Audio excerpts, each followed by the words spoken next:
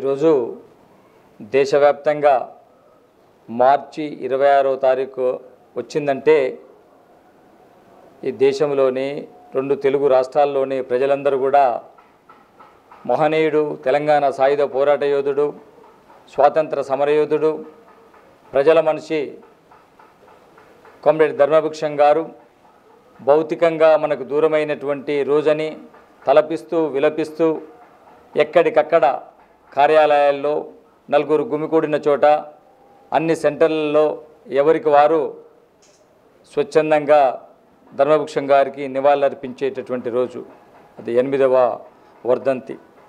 ఈ 8వ వర్ధంతి సందర్భంగా ఆంధ్రప్రదేశ్ తెలంగాణ రాష్ట్ర గీత పన్నువాళ్ళ సంఘం పిలుపు మేరకు ఎక్కడికక్కడ అన్ని జిల్లాల్లో, అన్ని గ్రామాల్లో, పట్టణాల్లో ధర్మభిక్షం గారి 8వ వర్ధంతి జరుగుతూ ఉంది.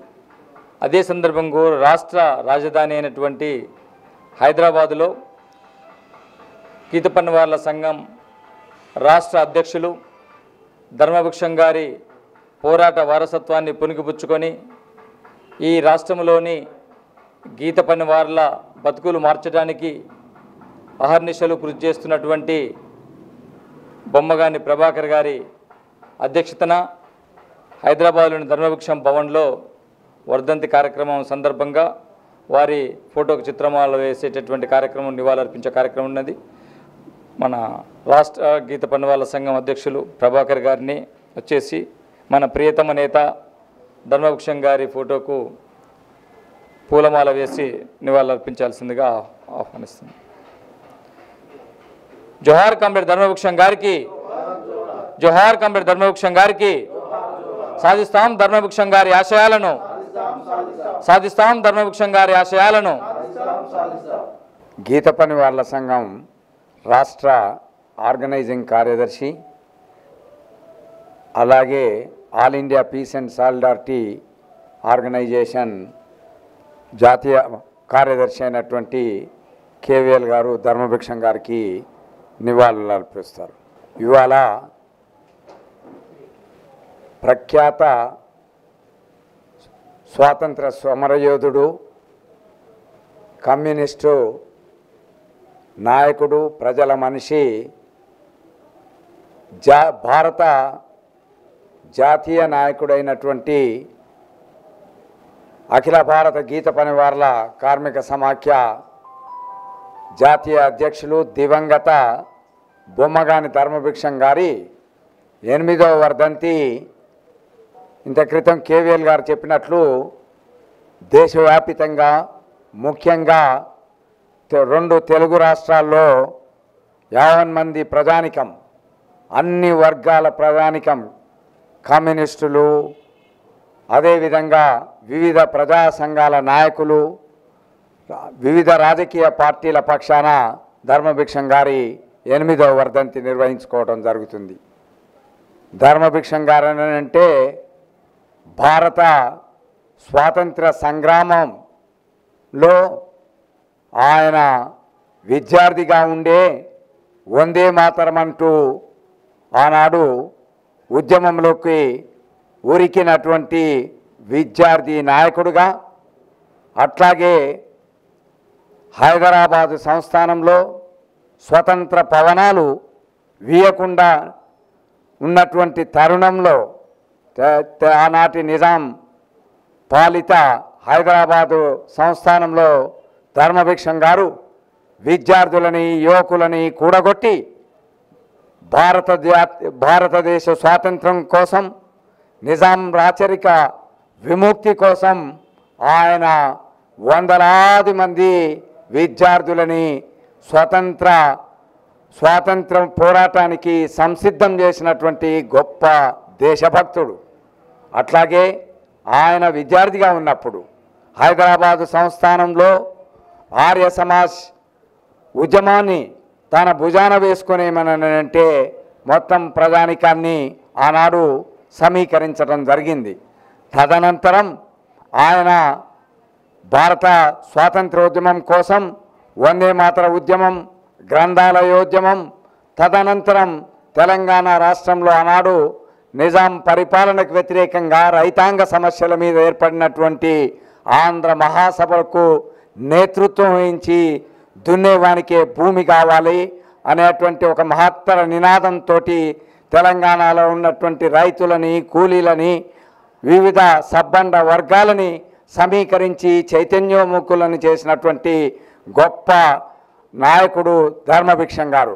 ఆ రకంగా ఆయన ప్రస్థానం ప్రారంభించి తెలంగాణలో నాటి నిజాం రాచరికానికి వ్యతిరేకంగా, వెట్టి చాకిరికి వ్యతిరేకంగా తెలంగాణని రాచరికం నుండి విముక్తి చేయాలనేటువంటి నినాదంతో భూమి కోసం, భుక్తి కోసం, తెలంగాణ విముక్తి కోసం సాగినటువంటి సమరంలో తెలంగాణ భారత కమ్యూనిస్ట్ పార్టీ తెలంగాణ సాయుధ పోరాటానికి ఇచ్చినటువంటి పిలుపులో ఆయన మహత్తరమైనటువంటి కర్తవ్యాన్ని నిర్వర్తించి సాయుధ పోరాటంలో ఆయన అగ్రగామిగా నిలబడినటువంటి గొప్ప ధీరుడు కమ్యూనిస్ట్ పార్టీ నాయకుడు ధర్మభిక్షం గారు.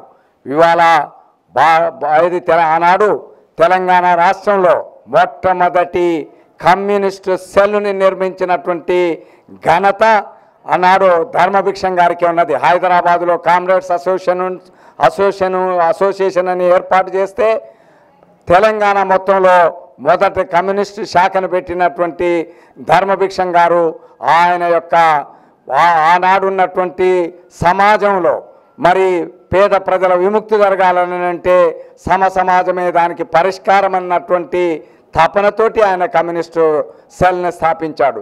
అంతేగాక యావత్తు తెలంగాణలో ఉన్నటువంటి ప్రజానికాన్ని రైతాంగం సమస్యల మీద, వ్యవసాయ కూలీల సమస్యల మీద, అనగారినటువంటి కుల వృత్తుల పేద ప్రజానికాన్ని వెట్టి చాకిరి నుండి విముక్తి చేయాలన్నటువంటి లక్ష్యంతో తమ వృత్తుల రక్షణ కోసం ఉద్యుక్తుడై ఆనాడు అయ్యాని బాంచను దొర అనేటువంటి రాష్ట్రంలో దున్నేవానికే భూమితో పాటు గీసేవానికే చెట్టు కావాలన్నటువంటి నినాదాన్ని తీసుకొని ఆనాటి ఫ్యూడలిజానికి వ్యతిరేకంగా ఆయన కత్తిని లేపి ముందుకు సాగినటువంటి ధీరోదాత్తుడు ధర్మభిక్షం గారు. అదేవిధంగా ఆనాడు ప్రజలని, వాళ్ళని కష్టజీవులని, వారి యొక్క ఎలాంటి హక్కులు లేనటువంటి రోజుల్లో కార్మిక సంఘాలు రిక్షా యూనియన్ని మొదలుపెడితే ఆనాడు నూతనంగా నిర్మిస్తున్నటువంటి నాగార్జున సాగర్ డ్యామ్కు పనిచేస్తున్నటువంటి వేలాది మంది కార్మికులను సమీకరించి కార్మిక సంఘాలను పెట్టాడు. మూసీ ప్రాజెక్టు నిర్మాణం సందర్భంగా, డిండి ప్రాజెక్టు నిర్మాణం సందర్భంగా ఆయన ఈ ప్రాజెక్టుల్లో పనిచేసేటువంటి కార్మికుల కోసం కార్మిక సంఘాలను స్థాపించడం జరిగి వాళ్లకు కనీస వేతనాలని, కార్మిక హక్కులను సాధించినటువంటి కార్మికోద్యమ నేత ధర్మభిక్షం గారు. నేషనల్ హైవేల మీద పనిచేసేటువంటి కార్మికుల కోసం హైవేస్ ఎంప్లాయీస్ యూనియన్ పెట్టి అనేక పోరాటాలు చేసి ఆయన హైవేస్ కార్మికుల సమస్యలను సాధించడంలో ఆయన మునగాడుగా నిలిచినటువంటి ఏఐటీసీ నాయకుడిగా కూడా నల్లగొండ జిల్లాలో, ఆనాడు ఉమ్మడి నల్లగొండ జిల్లాలో పేరు ప్రఖ్యాతులుగా గాంచి కార్మిక ఉద్యమ పితామహుడుగా పేరుగాంచినటువంటి నాయకుడు ధర్మభిక్షం గారు.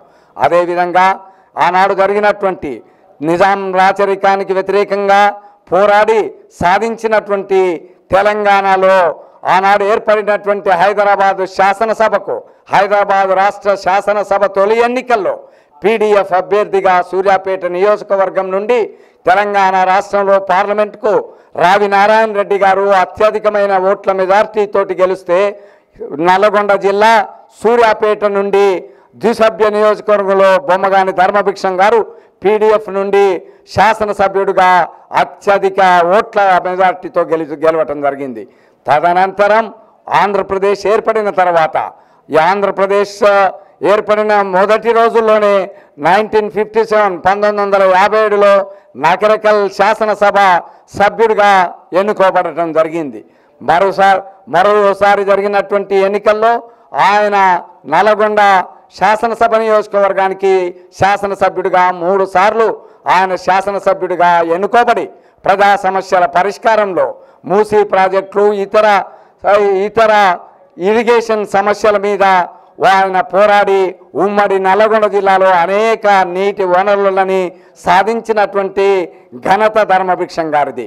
పోచంపాడు ప్రాజెక్టు లాంటి ప్రాజెక్టుల నిర్మాణంలో శాసనసభ్యుడిగా ఆయన విద్యా సమస్యల మీద, ప్రజల సమస్యల మీద, కార్మికుల సమస్యల మీద గలమెత్తి ఆయన శాసనసభలో పేద ప్రజల వాణిని వినిపించినటువంటి మొనగాడు ధర్మభిక్షం గారని ఆ ప్రజల చేత మనలో పొందినటువంటి ఘనకీర్తిని సాధించినటువంటి అమరజీవి ధర్మభిక్షం గారు. ఆ రకంగా ఆయన కేవలం ఈ సమస్యల మీదనే కాకుండా ఆయన అనేక బహుముఖ్య ప్రజ్ఞాశీలి అన్నటువంటి పద్ధతిలో చిన్ననాడే ఏది విద్యార్థిగా ఉన్నటువంటి రోజుల్లో ఆయన గేమ్స్ ఆటపాటల వయసులోనే పోరుబాటును ఎంచుకున్నటువంటి ధర్మభిక్షం అని ప్రఖ్యాతిగాంచినటువంటి ధర్మభిక్షం గారు హాకీ టీం కెప్టెన్గా ఆ రంగంలో ఆటలందరూ కూడా మునగాడుగా నిలవటమే కాకుండా గ్రంథాలయోద్యమంలో, అదేవిధంగా ఇతర సాంస్కృతిక రంగాలలో అనేక మందిని సృష్టించినటువంటి వారిని తర్ఫీదు చేసినటువంటి నాయకుడు ధర్మభిక్షం గారు. ఓటికోట అల్వారు స్వామి గారి పేరంటే తెలంగాణ సాహితీ రంగం శిరసు వంచి ఇవాళ ఆదరిస్తున్నటువంటి ప్రఖ్యాత రచయిత నల్గొండ జిల్లా నకరకల్కు సంబంధించినటువంటి వారు.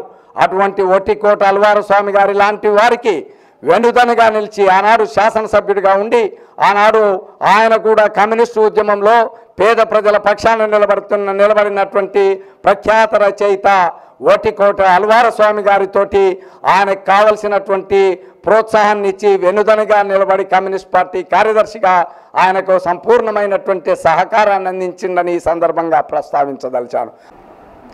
ధర్మభిక్షం గారి 8వ వర్ధంతి గీత పనివాళ్ళ సంఘ రాష్ట్ర కార్యాలయంలో నేడు జరుపుతున్న సందర్భంగా వారికి రాష్ట్ర సంఘం పక్షాన నివాళులు అర్పిస్తున్నాం.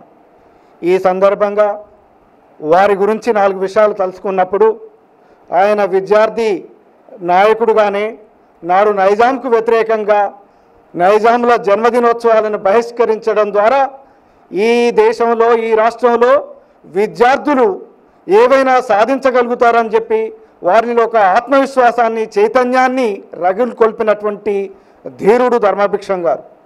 అదేవిధంగా వారు నిర్మించినటువంటి ఉద్యమాలు ముఖ్యంగా మనం ఈనాడు ఆలోచిస్తే అంతా కూడా అసంఘటిత రంగంలో పనిచేస్తున్నటువంటి కార్మికుల గురించి ఆయన నిత్యము తపన పడినటువంటి వ్యక్తి. అది గీత కార్మికులు కానీ, నేత కార్మికులు కానీ, హోటల్లో పనిచేసే కార్మికులు కానీ, రిక్షా కార్మికులు కానీ, హమాలీ కార్మికులు కానీ, రోడ్ల మీద ఆనాడు ఇటువంటి వ్యవస్థ లేని రోజులలో రోడ్ల మీద ఎప్పుడైతే రోడ్లు దెబ్బతింటే వాటిని మరమ్మతులు చేయడానికి గ్యాంగ్ మెన్లను పెట్టేవాళ్ళు. వాళ్ళకు కూడా ఒక సంఘాన్ని పెట్టి ఆ రకంగా రాష్ట్ర స్థాయిలో అసంఘటిత కార్మికుల వర్గం కోసం ఆయన నిరంతరము తప్పించిండు. ఎవరికైతే హక్కులు లేవో వాళ్ళ గురించి ఆయన కొట్లాడి వాళ్ళ హక్కులు సాధించినటువంటి మహామేధావి, గొప్ప వ్యక్తి అని చెప్పేసి ఈ సందర్భంగా వారికి నివాళులు అర్పిస్తున్నాం. అదేవిధంగా ఇవాళ కళ్ళు గీత వృత్తి, ఆయన ఏ వృత్తి కోసమైతే నిరంతరం తపన చేసిండో, ఏ వృత్తిని నిలబెట్టాలని చెప్పేసి ఆయన జీవితంలో ఎక్కువ భాగం ఆ గీత పని వాళ్ళ కోసం పోట్లాడిండో, ఇవాళ ఆ వృత్తి ఈ రాష్ట్రంలో కూడా అనేక జిల్లాలలో కనుమరుగైపోతున్నది. ముఖ్యంగా పెద్ద పెద్ద బీరు బ్రాండీ కంపెనీలకు దాసోహమైనటువంటి ప్రభుత్వాలు ఇవాళ మెదకు, నల్లగొండ, నిజామాబాదు, కరీంనగర్ ఇలా ఒక్కొక్క జిల్లాలో కూడా ఈ వృత్తి దెబ్బతిని ఖాళీ అయిపోతున్నారు. మొన్న కొత్త ప్రభాకర్ ఎవరో ఎంపీ గారు నిన్న స్టేట్మెంట్ ఉన్నది, గౌన్లాలు ఎక్కడ కళ్ళమ్మినా వాటి మీద దాడి చేయండి కల్తీ ఉంటే అని చెప్పేసి ఉన్నారు. కల్తీ ఉంటే వాటి మీద చర్య తీసుకోవద్దని చెప్పి మేము అనట్లా, దాడులు చేయండి అని కాదు, వాళ్ళని కొట్టమని కాదు, ముందు ఈ వృత్తిని డెవలప్ చేయమని చెప్పి అడుగుతున్నాము. చెట్లు లేని ప్రతి చోట కూడా చెట్లను పెంచి గీత వృత్తిని నిలబెట్టమని చెప్పేసి మేము ఈ ప్రభుత్వాన్ని డిమాండ్ చేస్తున్నాం. అదే పద్ధతిలో ఇవాళ వృత్తి మీద ఎలాంటి పన్ను లేదని చెప్పేసి ఈ ప్రభుత్వం చెప్పుతున్నా ఇవాళ గీత కార్మికుడికి దాని మీద హక్కు లేకుండా పోయింది. దాన్ని నిలబెట్టమని, దాన్ని కాపాడాలని చెప్పేసి మేము ఈ సందర్భంగా ప్రభుత్వాన్ని డిమాండ్ చేస్తూ మరి ఈ సందర్భంగా ధర్మభిక్షం గారికి మరొకసారి నివాళులు అర్పిస్తూ ఇవాళ రాష్ట్ర వ్యాప్తంగా వారికి నివాళులు అర్పిస్తున్నటువంటి అనేక సంఘాల వారికి కూడా ఈ మా గీత పనివాళ్ళ సంఘం పక్షాన వారికి కూడా ధన్యవాదాలు తెలియజేస్తున్నాం. సరిగ్గా నిన్నటికి తెలంగాణలో మొదటి విడత నామినేషన్లు దేశవ్యాప్తంగా లోక్సభ నియోజకవర్గాలకు ముగిసింది. ఎక్కడా లేని విధంగా నిజామాబాద్లో 245 మంది నామినేషన్లు వేసినారు. యాదృచ్ఛికంగా ఈరోజు మన ధర్మభిక్షం గారు వర్ధంతి. దేశంలో అత్యధిక నామినేషన్ అనగానే మన అందరూ గుర్తొచ్చేది నల్గొండ. 1996లో 480 మంది నామినేషన్లు వేసినారు. అది దేశ ఎన్నికల చరిత్రనే మలుపు తిప్పింది. ఆ 480 మంది కూడా ధర్మభిక్షం గారి మీద వ్యతిరేకతనో కమ్యూనిస్ట్ పార్టీ మీద వ్యతిరేకతతో వేయలేదు. ఫ్లోరోసిస్ సమస్యను జాతీయ స్థాయిలో దృష్టి ఆకర్షించేటందుకు నాటి జలసాన సంస్థ ఆధ్వర్యంలో వేసిన వాళ్ళు కూడా మళ్ళీ ధర్మభిక్షం గారు వెంటనే ప్రచారం తిరిగి ఆయనకే చేసినారు. ఆ 480 అంటే ఒక పెద్ద పేపర్ లాగా ఉండేది, బ్యాలెట్ పేపర్, 2 వైపుల గుర్తులు. ధర్మభిక్షం గారిది 313 మంది. ఆయన గెలుస్తారా అని చెప్పి అనేక మంది అనుమానాలు వ్యక్తం చేసినారు. ఒకవైపు కాకుండా ఇంకో వైపు మలపాలి, అందులో మధ్యలో ఎక్కడో ఎత్తుక్కోవాలి, ఓటేయాలి. అటువంటిది నల్లగొండ జిల్లా ప్రజలు నిరక్షరాస్యులు ఎక్కువగా ఉన్నటువంటి బంజారాలు ఉన్న దేవరకొండ ఇటువంటి ప్రాంతాల్లో సైతం ధర్మభిక్షం గారికి బ్రహ్మరథం పట్టిరు. ఆ ఎన్నికల్లో 480 మంది పోటీ చేస్తే 71,000 భారీ మెజార్టీతో ఆయన గెలుపొందిండు. ఇప్పుడైనా కూడా కనీసం జాతీయ పార్టీలు గుర్తింపు పొందిన పార్టీల గుర్తులు ముందు వరుసలో ఉంటాయి, ఇది స్టార్టింగ్లో ఉంటాయి. కానీ ఆనాడు అట్లా లేదు. ఆ ఎన్నికలే ఈ చరిత్రను తిరగరాసింది. నామినేషన్ల ధరావత్తు అమౌంట్ పెంచింది. అట్లాగే జాతీయ స్థాయిలో గుర్తింపు పొందిన పార్టీలు ప్రాంతీయ పార్టీల అభ్యర్థులు ముందు పెట్టాలని పెట్టింది. అంటే ఆనాడు ఆయనపై ప్రజల్లో ఉన్న విశ్వాసాన్ని నమ్మకాన్ని ఆ ఎన్నికలు నిరూపించాయి. ఇది ఒక్కటే కాదు, ధర్మభిక్షం గారు గెలిచిన ప్రతి ఎన్నిక కూడా ఆయనది ఒక చరిత్రనే. మొట్టమొదటి ఎన్నిక హైదరాబాద్ రాష్ట్ర శాసనసభకు ఆయన సూర్యాపేట నుండి ప్రథమ ఎమ్మెల్యేగా ఎన్నికాడు, అత్యధిక మెజార్టీ, అంటే మొదటి శాసనసభ్యుడు సూర్యాపేటకు. రెండోసారి నల్లగొండ జిల్లాలో నగరికల్ నియోజకవర్గం అప్పుడే ఏర్పడింది ఆంధ్రప్రదేశ్ శాసనసభలో భాగంగా. అలాంటి నగరికల్ కూడా ఆయన మొట్టమొదటి ఎమ్మెల్యేగా గెలిచాడు. మూడోసారి ఎక్కడికి వెళ్తే అక్కడ నల్లగొండ నుండి గెలిచారు. నల్గొండ వరుసగా సూర్యాపేట, నగరికల్, నల్గొండ 3 చోట్ల అతి తక్కువ మంది ఆ రోజుల్లో హ్యాట్రిక్ సాధించారు. అటువంటి ఘనత మన ధర్మభిక్షం గారు సాధించారు. ఆ తర్వాత 91లో చూసుకుంటే మొత్తం దక్షిణాది భారతదేశంలో గెలుపొందిన ఏకైక కమ్యూనిస్ట్ పార్టీ ఎంపీగా ఆయన చరిత్రలో నిలిచారు. 96లో చూసుకుంటే అత్యధిక మంది పోటీ చేసినప్పటికీ ఘన విజయం సాధించిన ఎంపీగా చరిత్ర పుటలకు ఎక్కారు. ఆయన ప్రతి ఒక్క చరిత్రనే బహుముఖ ప్రజ్ఞాశాలి, మంచి రచయిత, కవి, మంచి sports men, hockey team captain కూడా ఏ రంగం ఎంచుకుంటే అందులో అగ్రశ్రేణిగానే నిలిచే వ్యక్తి మన ధర్మభిక్షం గారు. ఆయన పోరాట స్ఫూర్తితోటి మనమందరం కూడా ఆయన ఆశయాలను ముందుకు తీసుకెళ్ళాలి. ఒక మంచి జర్నలిస్టు కూడా, రయ్యత్, రేణుమా దక్కన్, గోల్కొండ వంటి పత్రికలకు ఆనాడే ఆయన వార్తలు, కథనాలు రాసి ప్రజలను ఉత్తేజపరిచాడు. ఆయన ఆశయాలను ముందుకు తీసుకుపోవడం అందరం కూడా కంకణబద్ధులు కావాలని తెలియజేసుకుంటూ ధర్మభిక్షం గారికి నివాళులు అర్పిస్తుంది. తెలంగాణ రాష్ట్ర గీతా పనివారుల సంఘ భవనంలో ప్రతి సంవత్సరం ఫస్ట్ ఇక్కడ భిక్షం గారి వర్ధంతి కానీ జయంతి కానీ ఇక్కడి నుంచే స్టార్ట్ చేయడం జరుగుతుంది. దాంట్లో భాగంగా ఈరోజు కూడా చేయటం జరిగింది. ఈరోజు భౌతికంగా మనలో లేకపోయినా కూడా ఈ దేశం బతికున్న రోజులు, ప్రజలు ఉన్న రోజులు భిక్షం గారు ఖచ్చితంగా అందరి పేదవాళ్ళ గుండెలలో ఉంటారు. ఒక వర్గాన్ని కాకుండా ప్రతి వర్గంలో కూడా ప్రతి వారికి రెడ్డి కాంచి మొదలు పెడితే దళితుల వరకు ఏ కులంతో సంబంధం లేకుండా కూడా ఉండే నాయకుడు. ఆ రోజే గీతా పనివారుల సంఘం అంటే అందరూ గౌన్లలో సంఘం అని అనుకుంటారు, కానీ గీత గీసేవాడికే సంఘం అని చెప్పి గత 60-70 సంవత్సరాల క్రితం సంఘం స్థాపించి ఈరోజు అన్ని కుల సంఘాలు ఇప్పుడు పుట్టుకురావడం జరిగింది. కానీ ముందే దేశానికి ఒక దిక్సూచిలాగా ముందే ఈ సంఘాన్ని పేదవాళ్ళ కోసం ఇచ్చేయాలనే ఉద్దేశంతో ఆ రోజు స్థాపించడం జరిగింది. ఈరోజు అప్పుడు సార్తో మాట్లాడుతున్నప్పుడు చెప్పినప్పుడు ఏంటంటే రాజకీయంగా ఫస్ట్ ఎమ్మెల్యే పోటీ చేయాలనే ఆలోచన లేకుంటుందంట. సో అన్ని జిల్లాలకు సంబంధించి, నల్గొండ జిల్లా ఉమ్మడి జిల్లాకు సంబంధించి అందరినీ క్యాండిడేట్ని చెప్పడం జరిగిందంట ఢిల్లీ నుంచి వచ్చిన అతనికి. అదేవిధంగా సూర్యాపేటకు కూడా జాజిరెడ్డిగూడెం ప్రతాప్ రెడ్డి అనేట అతన్ని పార్టీ నుంచి ఎమ్మెల్యే టికెట్ని ఇచ్చేయటం జరిగితే లేదు భిక్షం గారు కంపల్సరీ మీరే ఉండాలి, ఈ నియోజకవర్గానికి మీరే నాయకత్వం వహించాలని చెప్పి ఆ రోజు ఇచ్చేయటం జరిగింది. ఈరోజు వారసత్వంగా చూసుకుంటే ప్రతి ఒక్కరిని కుటుంబ సభ్యుల్ని కూడా రాజకీయాలలో కానీ కార్మిక సంఘాలలో కానీ అన్నిట్లో వివిధ సంఘాలలో అందరినీ భాగస్వామ్యం చేయటం జరిగింది. అలాంటి మహనీయుడు ఉండటం మనకు అందరికీ గర్వకారణం. ధర్మభిక్షం గారి 8వ వర్ధంతి సందర్భంగా గీత పనివాళ్ళ సంఘం రాష్ట్ర అధ్యక్షులు అన్న ప్రభాకర్ గారు ధర్మభిక్షం గారికి నివాళులర్పిస్తూ ధర్మభిక్షం గారి పోరాట స్ఫూర్తి గురించి, ఉద్యమాల గురించి, వారి ఆశయాల గురించి అనేక విషయాలు చెప్పడం జరిగింది. నేను ఒక్క విషయం చెప్పి వారికి నివాళులర్పించి ముగించాలనుకుంటున్నాను. 2019వ సంవత్సరం ధర్మభిక్షం గారి 8వ వర్ధంతి. ఈ దేశంలో లక్షల మంది పోరాడి సాధించుకున్నటువంటి స్వాతంత్రం, ఆ స్వాతంత్రం వచ్చి 7 దశాబ్దాలు దాటింది. 17వ లోక్సభకు ఎన్నికలు జరుగుతూ ఉన్నాయి. ఈ ఎన్నికలు జరుగుతున్నటువంటి తరుణంలో, లోక్సభ ఎన్నికలు జరుగుతున్నటువంటి తరుణంలో ధర్మభిక్షం గారి జీవితం, పోరాటాల యొక్క రిలవెన్సీ, ప్రస్తుత పరిస్థితులలో ధర్మభిక్షం గారి పోరాటాల రిలవెన్సీ, ధర్మభిక్షం గారు అంటేనే ఈ సమాజ మార్పు కొరకు ఉద్యమించినటువంటి ఒక వీరుడు. ధర్మభిక్షం గారి పేరు చెప్తేనే విద్యార్థులలో వాళ్ళకు ధైర్యాన్ని ఇచ్చి, వాళ్ళకు చదువులలో ప్రోత్సాహాన్ని ఇచ్చి, వాళ్ళకు నేనున్న అన్యాయాన్ని ఎదిరిద్దామనేటటువంటి చైతన్యాన్ని కల్పించి, వాడు నిజామైన నియంతైన ఎవడైనా సరే మన చైతన్యంతో వాడిని తరిమి కొట్టేటటువంటి సత్తా మనలోనే ఉంటుందని చెప్పి చాటి చెప్పినటువంటి గొప్ప వ్యక్తి ధర్మభిక్షం గారు. ధర్మభిక్షం గారంటే విద్యార్థిగా ఉండుకుంటూనే సామాజిక సమస్యల గురించి ఆలోచించినటువంటి గొప్ప మేధావి. ధర్మభిక్షం గారంటేనే విద్యార్థి సమస్యలు, సామాజిక సమస్యలతో పాటు సంఘ నిర్మాణం యొక్క ప్రాముఖ్యతను గురించి తెలియజెప్పినటువంటి వ్యక్తి.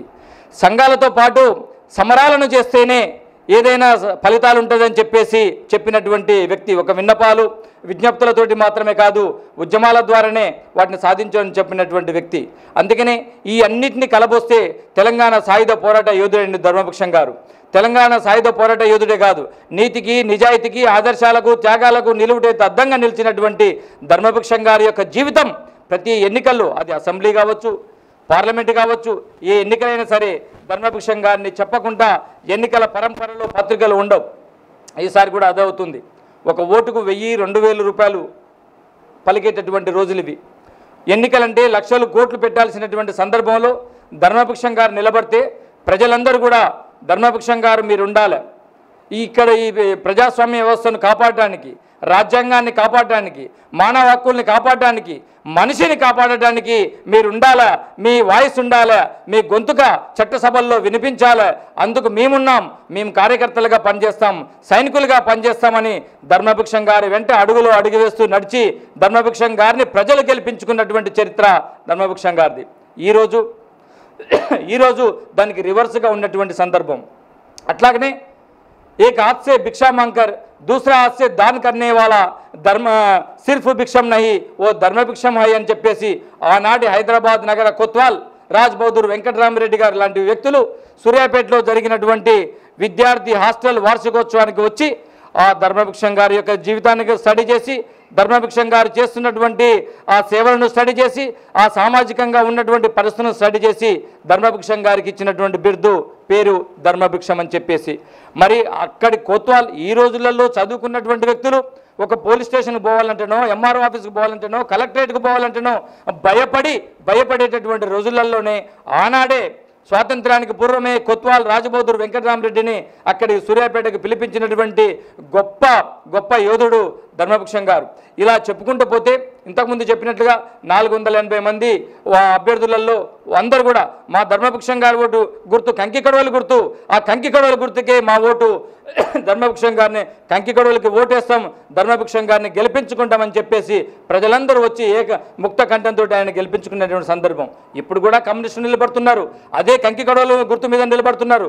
అందుకనే మనం ఒకటే చెప్తున్నాం, ఇవాళ భావ ప్రకటన స్వేచ్ఛ లేదు, వాటి మీద దాడి జరుగుతున్నది, మత సామరస్యం లేదు, దాడి జరుగుతూ ఉన్నది, ప్రజాస్వామ్య ప్రజాస్వామ్య వ్యవస్థను వెక్కిరిస్తూ ఉన్నారు. ప్రజాస్వామ్యం మొత్తం నిర్వీర్యం అయిపోతుంది. కార్పొరేట్ వ్యవస్థ చేతుల్లో, ధనస్వాముల చేతుల్లో ప్రజాస్వామ్యం మొత్తము బలహీనపడిపోతున్నది. ఇటువంటి పరిస్థితుల్లో నిజంగా ప్రజల పక్షాన ఉండి గొంతు విప్పేటటువంటి వ్యక్తి చట్టసభలకు ఎన్నిక కావాలనేటటువంటి తెలియజెప్పడమే 8వ వర్ధంతి సందర్భంగా ఆ రిలవెన్సీ. అందుకనే ధర్మభిక్షం గారి జీవితం ఈరోజు చట్టసభలకు ఒక ప్రజానాయకుల్ని పంపించాలనేటటువంటి సందేశాన్ని ఇస్తుంది.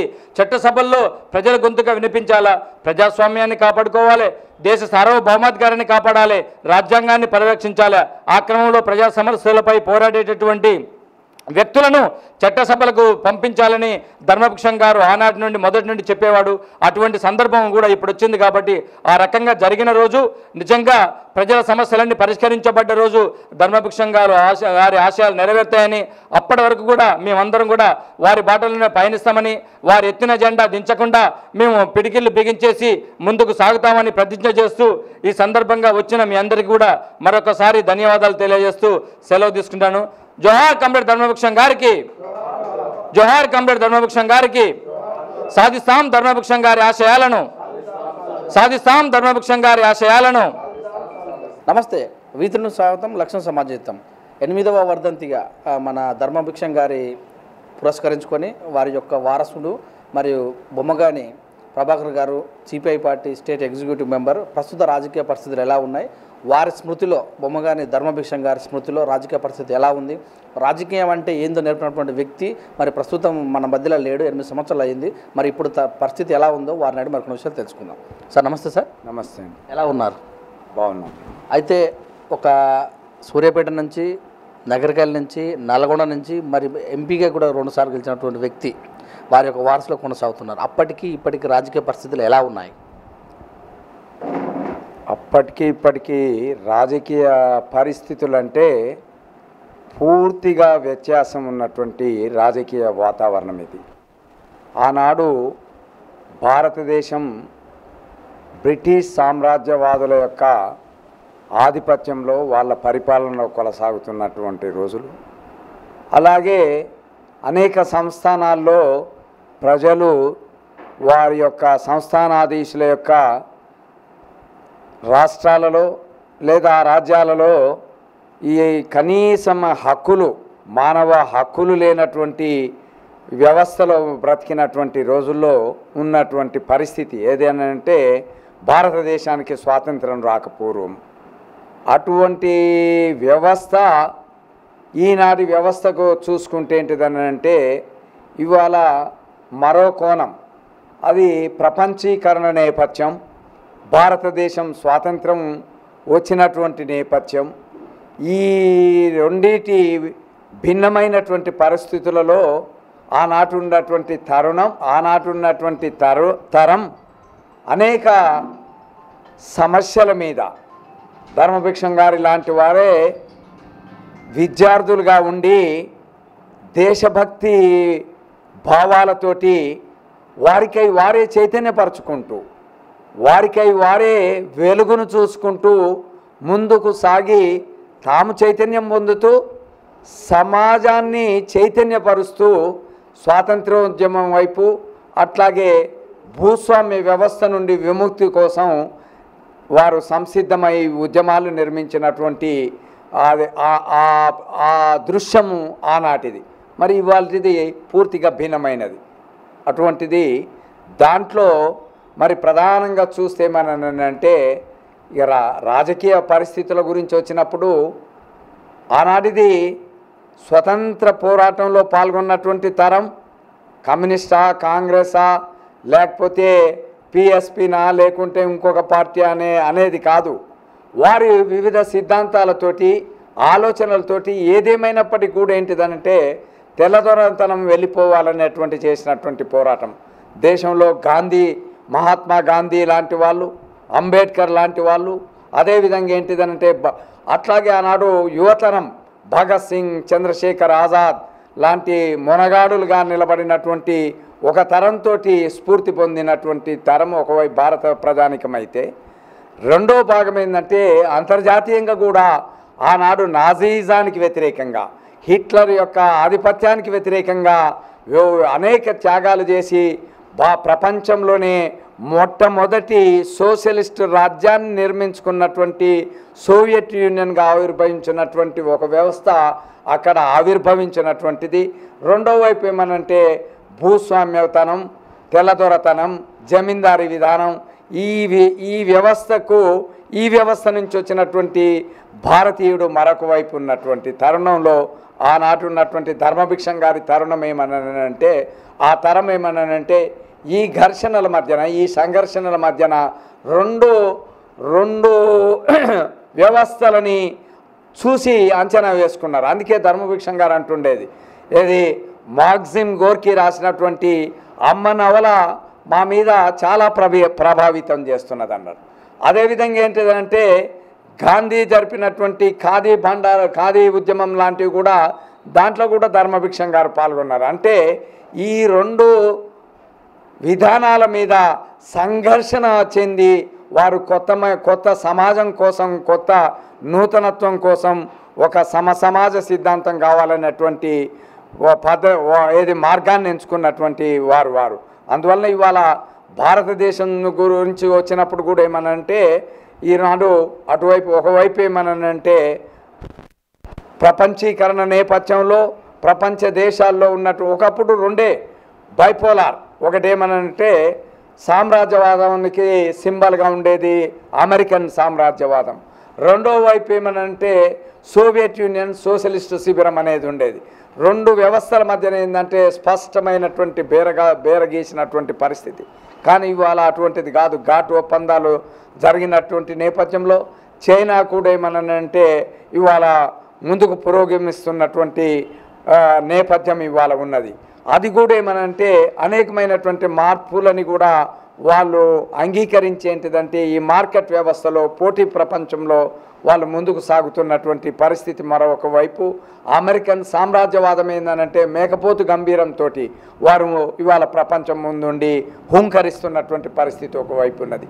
అట్లాగే లాటిన్ అమెరికన్ దేశాల్లో, వెనిజులా లాంటి దేశాల్లో చూస్తే ఏంటిదనంటే అక్కడ ప్రజాస్వామ్యబద్ధంగా ఎన్నికైనటువంటి ప్రభుత్వం మీద ఏంటిదనంటే ప్రభుత్వానికి వ్యతిరేకంగా అక్కడ ఆయిల్ కంపెనీల మీద ఆధిపత్యం సంపాదించేటందుకు ఏంటిదంటే బహుళ జాతి కంపెనీలు, కార్పొరేట్ వ్యవస్థ ఏంటికు మద్దతుగా ఎన్నికైనటువంటి ప్రభుత్వాన్ని పడగొట్టేటందుకు చేస్తున్నటువంటి కుట్రలు అది ప్రపంచవ్యాప్తంగా ఏంటిదనంటే మనకు గోచరిస్తున్నది.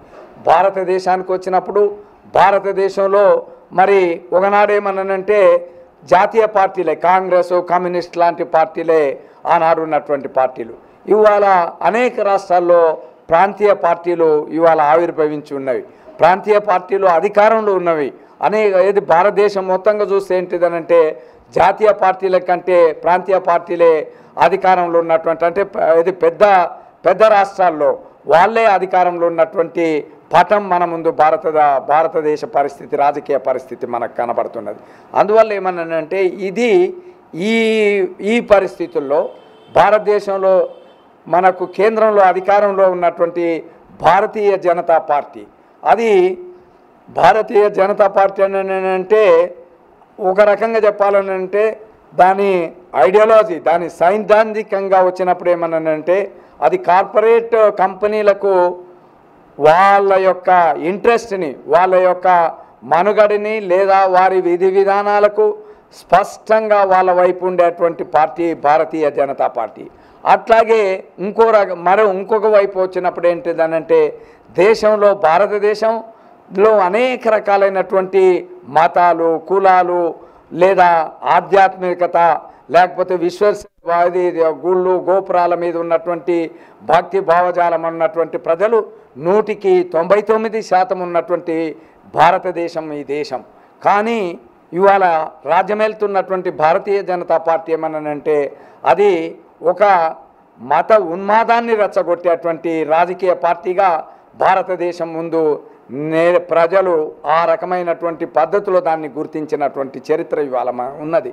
ఇవాళ స్వతంత్రం వచ్చిన తర్వాత భారతదేశంలో జరిగినన్ని హింసాత్మక ఘటనలు, అది లించింగ్ అంటే వారు ఇది పశు మాంసం తింటున్నారనో, ఆవు మాంసం తింటున్నారనో వ్యక్తుల మీద దాడి చేసి చంపినటువంటి చరిత్ర భారతదేశంలో ఏనాడు లేనటువంటి చరిత్ర మనం చూస్తున్నాం. అది మరి ఇది ఎవరు సమర్థించాలా, దీన్ని ఎవరు వ్యతిరేకించాలని అంటే రాజ్యాంగబద్ధంగా ప్రమాణం చేసి రాజ్యాంగంలో దాని మీద విశ్వసనీయత ఉన్నటువంటి భారత ప్రభుత్వం, దాన్ని భారత ప్రభుత్వానికి నేతృత్వం వహిస్తున్నటువంటి ఇది మన నరేంద్ర మోదీ గారి లాంటి వాళ్ళే మౌనం వహిస్తే ఇవాళ దేశంలో ఉన్నటువంటి ఈ మతోన్మాద శక్తులు అవి విజృంభిస్తున్నటువంటి పరిస్థితి ఈ 5 ఏళ్ల తరుణంలో కూడా మనం చూస్తే. అట్లాగే మనం చూస్తున్నాం ఇది రచయితల మీద లంకేష్ గౌరీ లాంటి వాళ్ళు, కల్బుర్గి లాంటి వాళ్ళు, దబోల్కర్ లాంటి వాళ్ళు, వీళ్ళందరి మీద ఏమన్నానంటే కేవలం వాళ్ళు రాసినటువంటి సాహిత్యం మీద లేదా వారు ప్రజల ముందుకు తీసుకొచ్చినటువంటి భిన్నమైనటువంటి సాహిత్యం మీదన ఏంటిదనంటే కక్షగట్టి వారి మీద వేటాడి వెన్నాడి హత్య చేసినటువంటి ఘన చరిత్ర ఇవాళ భారతదేశంలో ఉన్నది. ఇవి గతంలో ఎన్నడూ ఇంతటి దుర్మార్గమైనటువంటి ఘటనలు ఒక రకంగా ఏది చెప్పాలని అంటే వాళ్ళు ఏదో సిద్ధాంతాల మీద రాజకీయ పార్టీలుగా వ్యవహారాలు జరిపినటువంటి వాళ్ళు కాదు. వాళ్ళు ఏమనంటే ఒక అభ్యుదయ పదంలో తమ యొక్క భావాలను అభ్యుదయ రచయితలుగా ఉన్నటువంటి వాళ్ళు సాహితీవేత్తలుగా ఉన్నటువంటి వాళ్ళు భారత ప్రభుత్వం చేత రాష్ట్ర ప్రభుత్వాల చేత వాళ్ళు ఏమనంటే ఏది అత్యున్నతమైనటువంటి పురస్కారాలని సన్మానాలు పొందినటువంటి సాహితీవేత్తలకు కూడా ఏమనంటే వాళ్ళని ఏది హత్య చేస్తే భారతదేశంలో ఉన్నటువంటి యావత్తు సాహితీ లోకమంతా కూడా తమ యొక్క అందించినటువంటి పత్రాలని ఏది పురస్కారాలని తిరస్కరించి ప్రభుత్వానికి అప్పజెప్పుతున్నటువంటి పరిస్థితి ఈ 4-5 ఏళ్లలో మన ముందు ఆవిష్కృతమైనటువంటి చరిత్ర మనం చూస్తాం. ఇక విధి విధానాల గురించి వచ్చినప్పుడు ఏది భారతదేశ ప్రభుత్వ నరేంద్ర మోదీ గారి ఆర్థిక విధానాల గురించి వచ్చినప్పుడు ఏంటిదంటే ఇవాళ పార్లమెంట్ ఎన్నికల ముందు అన్ని రాజకీయ పార్టీలు కూడా ఆయన ఆర్థిక విధానాల మీద విమర్శలని ఎక్కుపెడుతున్నాయి. అది ఎట్లాగానంటే భారతదేశంలో ఉన్నటువంటి మన ఆర్థిక వ్యవస్థకు మూలమైనటువంటి రిజర్వ్ బ్యాంకుకు సంబంధించిన వ్యవస్థని దాన్ని ధ్వంసం చేయబడిందనే అనేది మన ముందు అందరి ముందు కనబడుతున్నది. డిమానిటైజేషన్, నోట్ల రద్దు అనేటువంటి పర్వం. నోట్ల రద్దు అనే పర్వాన్ని ఏంటిదనంటే తద్వారా ఏదో రాజకీయ లబ్ధి పొందాలనేటువంటి ఆలోచనతోటి ఏంటిదనంటే ఏకాఏకిన ఆయన ప్రజల మీద రుద్దటం ద్వారా భారతదేశ ఆర్థిక వ్యవస్థకు అది తీవ్రమైనటువంటి విఘాతం కల్పించింది. దినకూలీలు చేసుకునేటువంటి వాళ్ళు, చిన్న వ్యాపారాలు చేసుకునేటువంటి వాళ్ళు, రైతాంగం, ఆఖరికి ఏంటిదనంటే పెండ్లీల తేదీలు నిర్ణయించుకున్న వాళ్ళు కూడా డబ్బులు పుట్టకుండా వారు ఆత్మహత్య చేసుకున్నటువంటిది. నోట్ల గురించి ఏంటిదంటే క్యూలలో నిలబడి చనిపోయినటువంటి ఘటనలు మనం చూసాం. కానీ దానికి కారణం ఏం చెప్పారు? యావత్తు యువత అనేక మంది లైన్లో నిలబడి నేను ఈ దేశం కోసం లైన్లో నిలబడ్డాను, క్యూలో నిలబడ్డానని నినదించినటువంటి యువత నరేంద్ర మోదీ యొక్క ఆనాడు చర్యని వాళ్ళు బలపరిచినటువంటి యువతని ఇవాళ ఆయన తీసుకున్నటువంటి చర్య ఈ దేశానికి నష్టం చేర్చింది. ఉగ్రవాదాన్ని అరికట్టలేకపోయింది, దేశంలో ఉన్నటువంటి పేదరికాన్ని అరికట్టలేకపోయిండు, దేశంలో ఉన్నటువంటి ప్రతి కుటుంబానికి ఆయన ఇస్తున్నటువంటి లక్షల రూపాయలని కాదు కదా 5 రూపాయలను కూడా ఆయన జమ చేయలేనటువంటి పరిస్థితి. ఆ రకంగా ప్రజలను మభ్యపెట్టింది అనేది ఇవాళ ప్రజల ముందు ఇది ఆవిష్కృతమైంది. ఇంకా రెండోది ఏమనంటే మనం అందరం చూస్తున్నాం, వేల కోట్ల సొమ్ము సంపాదించిన ఇది బ్యాంకుల ద్వారా సొమ్ము ఏది రుణ రూపంలో తీసుకున్నటువంటి డబ్బు తీసుకుని ఉన్నటువంటి వాళ్ళు, విజయ్ మాల్యా వాళ్ళు, చౌక్సీ లాంటి వాళ్ళు, అదేవిధంగా నీరవ్ మోడీ లాంటి వాళ్ళు ఇవాళ దేశాన్ని వదిలిపెట్టి వెళ్ళిపోవడం నేరస్తులు తప్పించుకునేటువంటి ప్రయత్నం చేస్తారనేది అందరికీ తెలిసినదే. కానీ దీంట్లో మనకు అవపడుతున్నది ఏంటిది అంటే ఈ ప్రభుత్వం వైఖరించినటువంటి వారి ఎడలు చూపించినటువంటి ఉదారవాదం వల్లనే వాళ్ళు తప్పించుకోగలిగారు.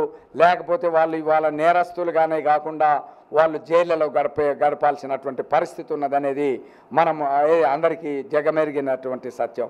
అదేవిధంగా చూస్తున్నాం రాజకీయాల గురించి వచ్చినప్పుడు ఆర్థిక విధానాల గురించి వచ్చినప్పుడేమో ఆ రకంగా రిజర్వ్ బ్యాంకుని నిర్వీర్యం చేశారు. కార్పొరేట్ సంస్థలకు లక్షల కోట్ల రూపాయలని వారు కట్టబెట్టడం జరిగింది. మన రాష్ట్రంలోనే చూస్తున్నాం. ఏంటిదంటే స్టేట్ బ్యాంక్ ఆఫ్ హైదరాబాద్ లాంటి ఒక బలమైనటువంటి బ్యాంక్, నిజాం కాలం నాడున్న లాంటి బ్యాంకులన్నింటినీ కూడా తీసుకొని పోయి ఏంటిదనంటే ఏకీకృతమైన బలమైన బ్యాంకింగ్ వ్యవస్థను తీసుకొస్తామని ఎస్బీఐలో కలిపారు. బట్ వాట్ హ్యాపెన్, ఇదంతా ఇండైరెక్ట్గా ఏంటిదనంటే ఒక బలమైనటువంటి బ్యాంకు అంతర్జాతీయంగా ఏంటిదంటే ఈ కార్పొరేట్ నాయకులకు, అంబానీలకు, ఆదానీలకు లాంటి వాళ్లకు రుణాలని శాంక్షన్ చేయించడానికి పనికొచ్చింది తప్ప కింది వర్గాలకు అందుబాటులో ఉన్నటువంటి జాతీయ బ్యాంకులని రద్దు చేసినటువంటి పద్ధతిలో మన ముందు కనిపిస్తున్నాయి. పొలిటికల్ యాంగిల్కి వస్తే ఈ 5 ఏళ్ల పాలనలో జాతీయ స్థాయిలో కూడా ఏమనంటే రాజకీయంగా బడుగు వర్గాలకు, రైతులకు లేదా నా దేశంలో ఉన్నటువంటి యువతకు ఏమి లబ్ధి జరిగిందనేది మనం ఆలోచిస్తే ఒకటే సమాధానం చెప్పదలుచు.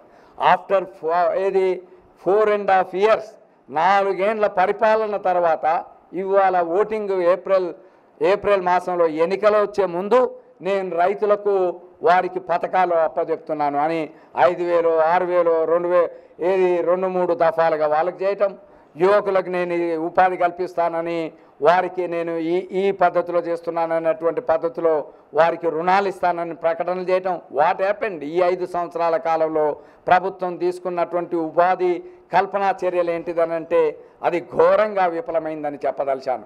ఎందువలనంటే ఆయన కోట్లాది ఉద్యోగాలను సృష్టిస్తానని చెప్పాడు. ఎక్కడా కూడా ఏంటిదనంటే ఈ దేశంలో ఉన్నటువంటి నిరుద్యోగ యువత నిరుద్యోగంలో అత్యంత స్కిల్డ్ నిపుణులైనటువంటి వారికి కూడా ఏంటంటే ఎలాంటి ఉద్యోగాలు దొరకకపోతే ఏంటంటే డిమానిటైజేషన్ ద్వారా చిన్న చిన్న కంపెనీలని మూతపడటం ద్వారా వారి యొక్క ఉపాధి కోల్పోవటం జరిగింది.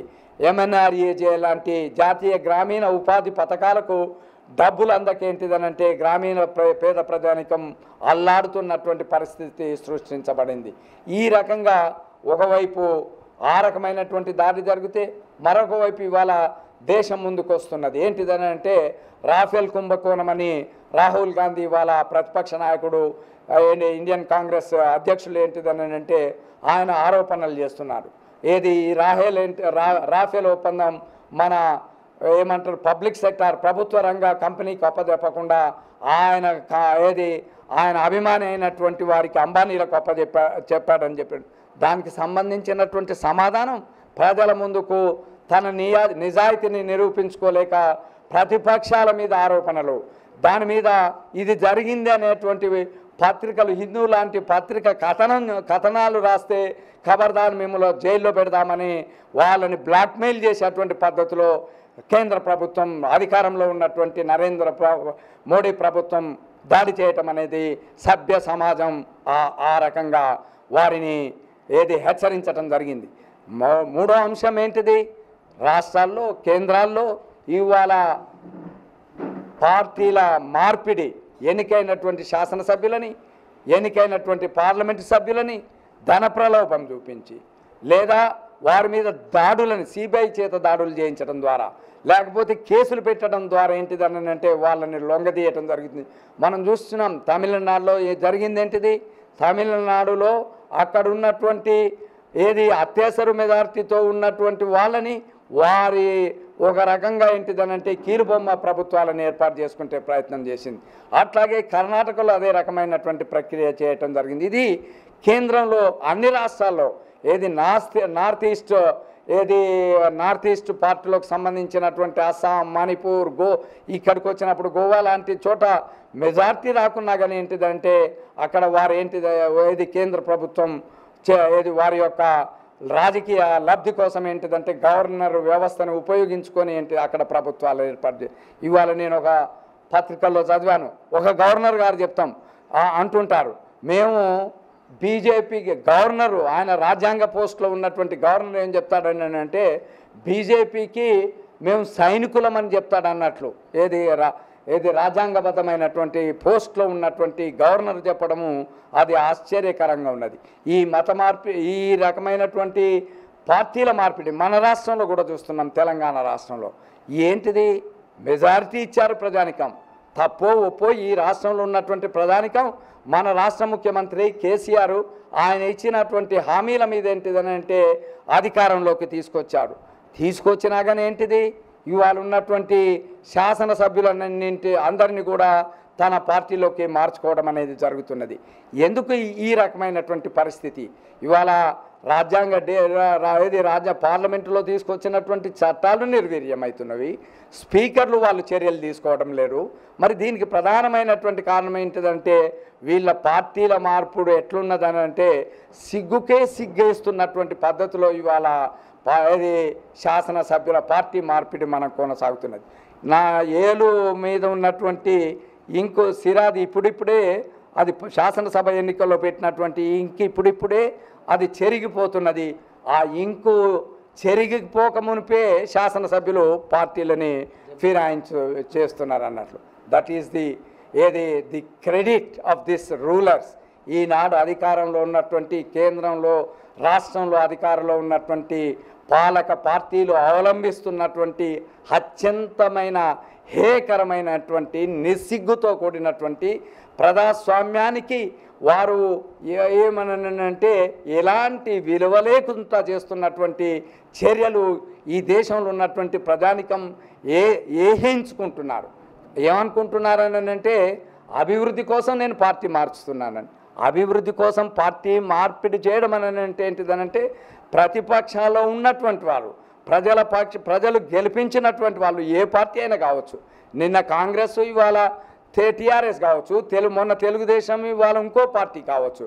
కానీ నువ్వు శాసనసభ్యునిగా నీవు నిలబడినటువంటి పార్టీ పక్షాన ఈ ప్రభుత్వాన్ని నిలదీయని శాసనసభకో పార్లమెంటుకో పంపితే ఆయన తెల్లారే అభివృద్ధి ముసుగుపెట్టరా. ఏంటిదని అంటే వారు పెట్టే ఒత్తిడితోటే కావచ్చు, లేకపోతే డబ్బుతోటో లొంగదీయటమో కావచ్చు, కేసులతోటి చేసేటువంటి లొంగదీసేటువంటి పద్ధతుల ద్వారా ఏంటిదని అంటే పార్టీలను ఫిరాయించేటువంటి నైతికతకు ఎలాంటి ఆస్కారం లేనటువంటి చర్యలు ఏంటిదనంటే భారతదేశ ప్రజాస్వామ్య విధానానికి అది విఘాతం కలిగించేది.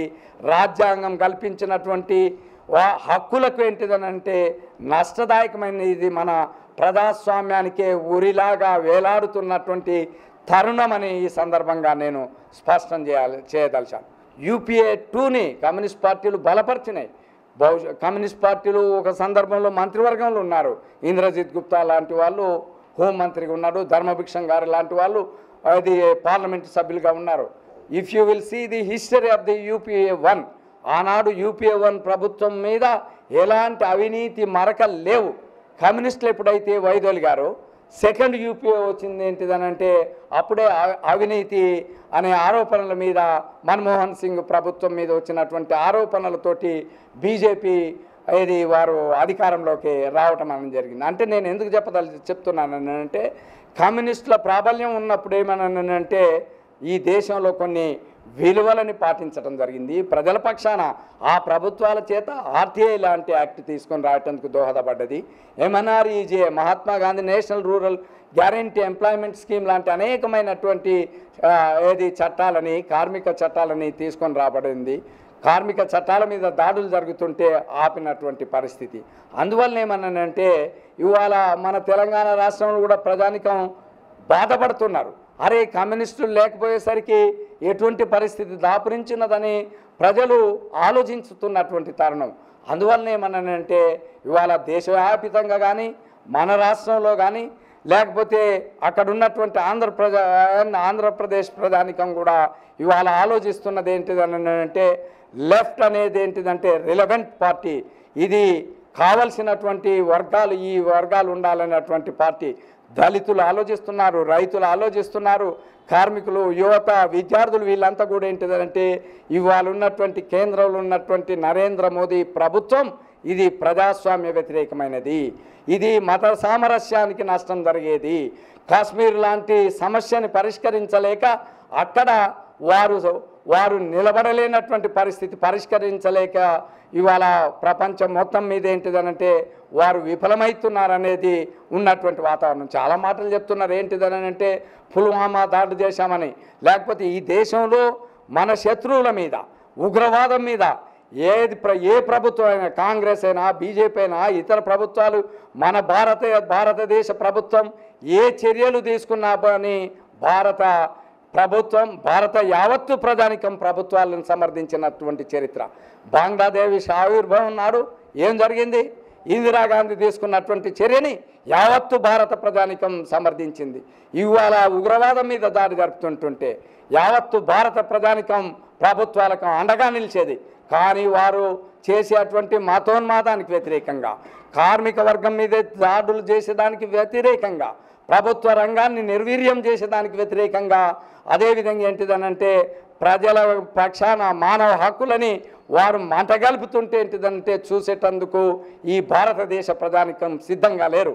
భారత రాజ్యాంగం అనేది బైబిల్, భగవద్గీత, ఖురాన్ లాంటి మత గ్రంథాల కంటే భారత ప్రజానికం ఎంత గౌరవంగా చూస్తారో, ఎంత పవిత్ర గ్రంథాలుగా చూస్తారో, భారతదేశ స్వాతంత్ర ప్రజానికం కందినటువంటి రాజ్యాంగం అనేది ఏంటనంటే భారత ప్రజానికం సర్వామోదం పొంది వారు రూపొందించుకున్నటువంటి అంబేద్కర్ నాయకత్వాన నిర్మించుకున్నటువంటి రాజ్యాంగం.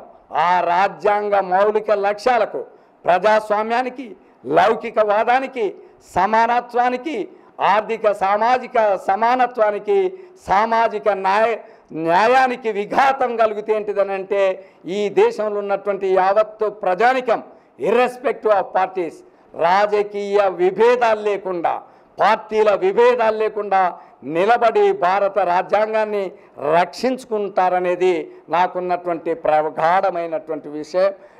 నాకున్నటువంటి ప్రగాఢమైనటువంటి విషయం అది విశ్వాసం. ఆ దిశలనే ఇవాళ ప్రజానికం, రాజకీయాలు ఏమన్నా కానివ్వండి, దేశంలో ఏ పార్టీలు వస్తుంది అనేది ఇంకా నెల రోజులో 20 రోజులో పోతే తెలుస్తుంది. కానీ ఇవాళ భారతదేశ ప్రజానికం ఏమనంటే రాజ్యాంగ మౌలిక లక్ష్యాలకు వాటికి విఘాతం కలిగితే, వాటి మీద దాడి జరిగితే ఏంటిదనంటే చైతన్యంగా నిలబడతారనేది ఇవాళ సుస్పష్టమవుతున్నటువంటి అంశం. ఆ రకంగా ఇవాళ దేశంలో ఉన్నటువంటి ఒక విపత్కరమైనటువంటి పరిస్థితిలో కేవలం పార్టీల చుట్టే లేదు, పీపుల్ ఆర్ థింకింగ్, ప్రజలు ఆలోచిస్తున్నారు. ప్రత్యామ్నాయాలు ఏర్పడినప్పుడు వాటి మీద విశ్వాసంతో ఎన్నుకుంటారు. ప్రత్యామ్నాయాలు ఇవ్వలేకపోయినప్పుడు ఏంటిదని అంటే they will see the situation, ఆ పరిస్థితులని అవగాహన చేసుకొని తామే తమ హక్కుల రక్షణకు వాళ్ళు ఉద్యమిస్తారనేది విశ్వాసం ఉన్నటువంటి వ్యక్తిని నేను. Okay sir, thank you. మీ విలువైన సమాచారాన్ని గత స్వాతంత్రం పూర్వం, స్వాతంత్రం వచ్చిన తర్వాత కూడా రాజకీయ విశ్లేషణ చేసినందుకు మా వీధి తరపున మీకు శుభాకాంక్షలు తెలియజేస్తాం. Thank you sir, thank you very much. ఇదండి మరి ఈరోజు జరిగినటువంటి బొమ్మగాని ధర్మభూషణ్ గారి 8వ వర్ధంతి సందర్భంగా మన చక్కటి విశ్లేషణ తెలియజేశాం. చూస్తూనే ఉండండి వీధి న్యూస్. కెమెరామ్యాన్ నవీన్తో మీ సురేష్ దండు.